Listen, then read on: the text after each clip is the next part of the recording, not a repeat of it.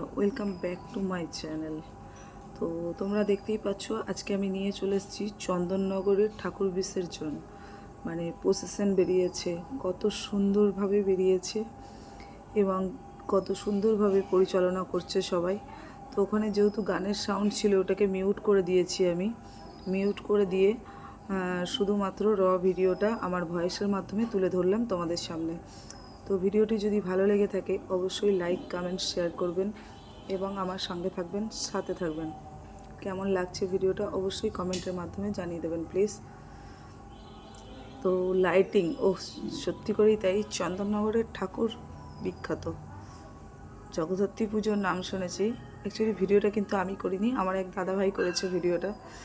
সেই ভিডিওটাই তোমাদের সামনে তুলে ধরছি। দাদাভাই ভিডিওটা আমাকে পাঠিয়েছে, জানে আমি ইউটিউব চ্যানেলে আছি, ওই জন্য দাদাভাই বললো তুই ভিডিওটা দিয়ে দিস বোন। হ্যাঁ ঠিক আছে।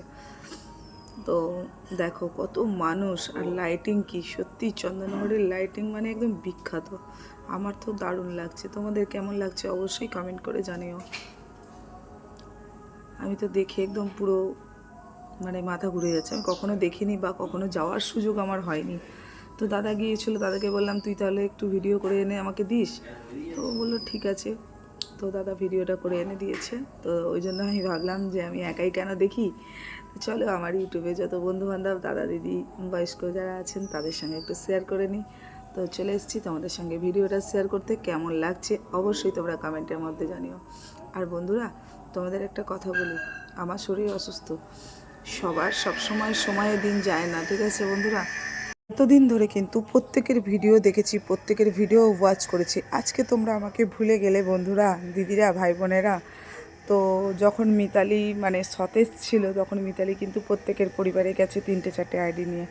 আজকে মিতালি অক্ষম, মিতালি পারে না, মিতালির শরীর অসুস্থ, তাই মিতালির পরিবারে কেউ আসে না। তো যাই হোক, সবাই ভালো থাকো, সুস্থ থাকো এবং তোমরা এগিয়ে যাও। পাশে ছিলাম, পাশে আছি, পাশে থাকবো। হয়তো এখন থাকতে পারছি না, তবে অবশ্যই থাকবো।